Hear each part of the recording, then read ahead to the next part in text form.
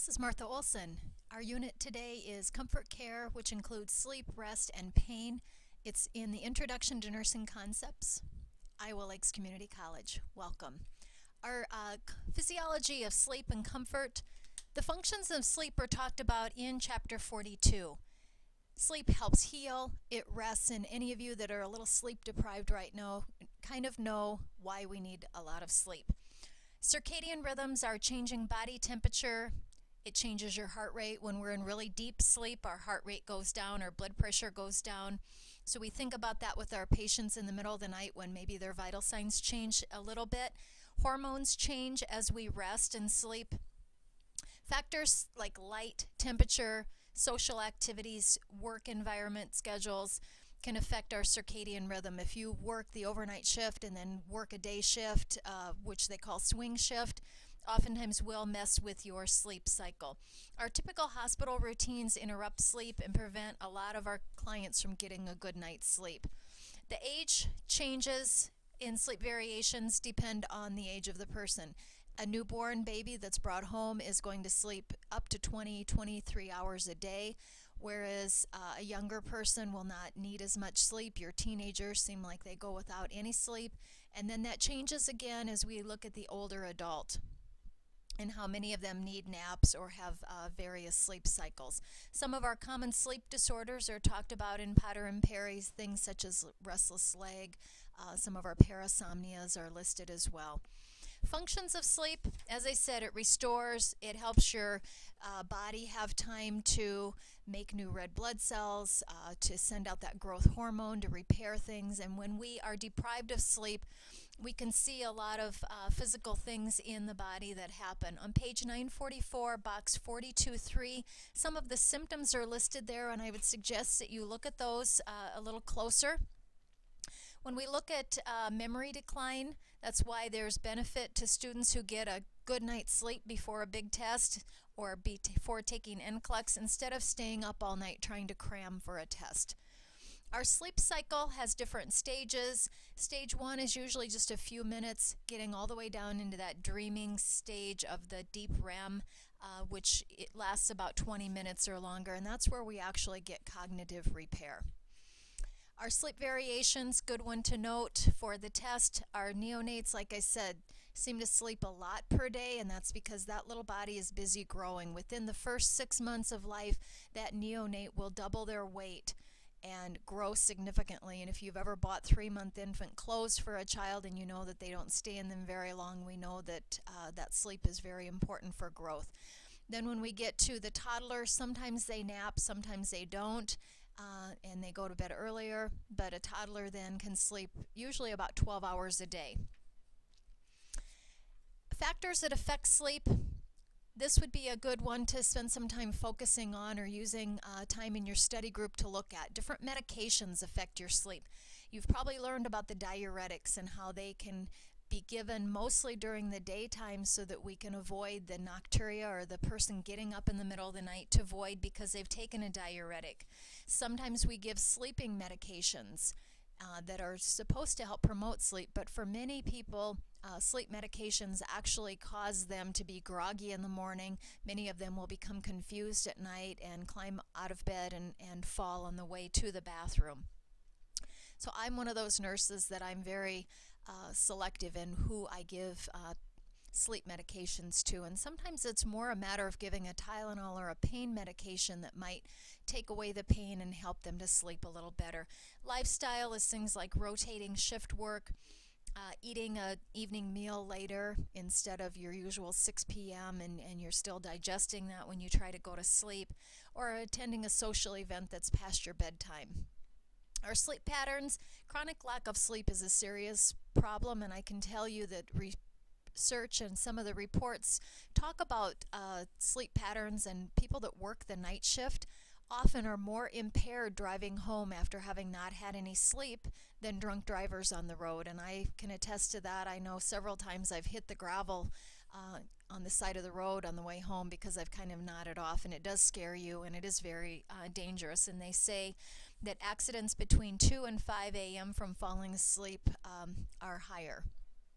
Stress, you probably can relate to that. If you don't sleep well before a big test, stress can cause it for your patient as well the night before surgery, the night before a big test, or some other event for them in the hospital. The environment is things like how warm or cool the room temperature is. If you have a partner that's a snorer, maybe the mattress is too firm or too soft. How many blankets? Is there beeping and noise and overhead paging in the hall that's causing that person to not get a good night's sleep? They don't recommend a lot of exercise before bed because it increases your sympathetic nervous system and kind of causes you to not sleep. But I can exercise at night, take a warm shower, and have no problem falling asleep. So I think that's very individualized. And oftentimes a person that is too fatigued, too overtired, has a difficult time falling asleep. And if you've ever had a toddler that did not get their nap, they are so wound up and cranky and get their second wind by 7 p.m. that you can't get them to bed at their usual time. And then food intake, they recommend things with L-tryptophan that has a natural sleep protein. Foods such as turkey, cheese, milk, yogurt would be things that would help promote sleep just because of the properties in that food that they have. Alcohol consumed in the evening has some insomnia producing effects, so when a person has alcohol before they go to bed, that may affect their ability to sleep as well. People that have sleep interruptions, the nurse that goes in and wakes them up frequently to get vitals can oftentimes cause some sleep deprivation for the person as well. So many factors go into the quality of sleep that our patients get. Some of our sleep disorders, like I said, a patient in pain, so sometimes a pain pill is as beneficial as other things that we can do, as well as repositioning, maybe a little bit of massage or relaxation. Some calming music is also helpful for that person. A patient that's in traction possibly will not sleep well because they are very limited in the position that they can lay in when they are trying to go to sleep or stay asleep. Some of our mood problems, your people with anxiety disorders oftentimes have problems sleeping, and I know when you get to your mental health rotation, that's one of the things that the psychiatrist will ask in the morning is how did the person sleep, and they usually have to be able to sleep 6 or 7 hours uninterrupted before they're able to be discharged, because sleep is one of the things we know that relates very closely with their mood.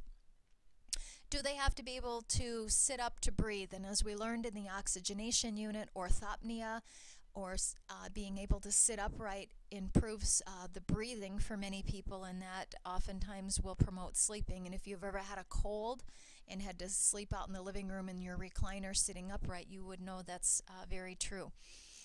And then sleep apnea is becoming more of an issue, and that's because our population is heavier and we see more sleep apnea in overweight people because of the amount of work it takes to take a good deep breath at night.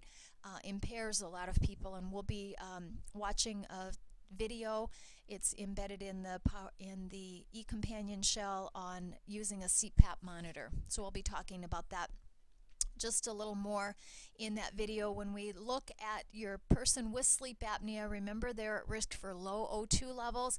Oftentimes these people will wake up and they will say they don't feel rested. They don't feel like they've even been to sleep. The video on the CPAP, or continuous positive air pressure, shows that they put this mask on at night, and it gives room air at a high pressure, so it kind of just forces them to get air into the alveoli to promote good oxygenation and overall sleep for that person. Most of the patients that I've cared for on CPAP machines have them at home after having the sleep studies, and they will come to the hospital with their own CPAP machine and be able to set it up and put it on by themselves before they go to bed. I've got a star here by sleep deprivation syndrome. Some of the things that we see, and I think they call it Chinese water torture, where you don't allow people to sleep for hours and hours and hours, and they become delirious and they become delusional as a result of that. We can see then this can be a very big problem for nurses If you're called into work several nights in a row and you're not getting the sleep you need, that fine motor clumsiness, you might not be able to get an IV in because you just are lacking some of those fine motor skills. Your reflexes are slower. Again, car accidents are higher for the sleep deprived because they respond a lot slower to things going on around them. I actually had a EKG done after I had worked several night shifts and not eating, getting ready for my wellness screening, and I had changes in my EKG as a result of just being exhausted. And so cardiac arrhythmias are also noted for our physiological symptoms. As far as psychological, if you've been around anybody that's not gotten sleep, they are crabby, confused, irritable. They really don't want to do anything, and that's one of the reasons we see weight gain for the person that works a lot of night shifts or has a lot of sleep deprivation, because you don't want to go work out because you're just too tired to get up and get moving. The book in Potter and Perry talks about some of the health issues for long-term sleep deprivation. Things like thyroid problems, weight gain, diabetes type 2, heart disease, and depression are among those that we see. At the hospital, things that we do, no paging at night. A lot of the nurses are wearing cell phones that are on the buzzing so that they aren't ringing, to make sure that the nurse has quiet shoes so they can walk down the hall without interrupting. Close the curtains and doors to the rooms in the report room, and then use carts and chair scales and things up and down the hall that are quiet. Even getting an admission to the room next to a patient can be disruptive and cause them to not get any sleep. This is the portion on the sleep. I'm going to make slide 2 then be the physiology of pain, and that will be chapter 43 in Potter and Perry that we will continue on with this slide for the pain management. As far as sleep deprivation, think of your patients that are truck drivers, think of your policemen that work over the road, overnights or swing shifts. Many of our patients that we're going to care for are sleep deprived, and we also know that it is going to impact wound healing and tissue healing and recovery time for our patients as well. So promoting positive sleep is going to be important. This ends the first portion then of the sleep from chapter 42 in Potter and Perry. Thank you.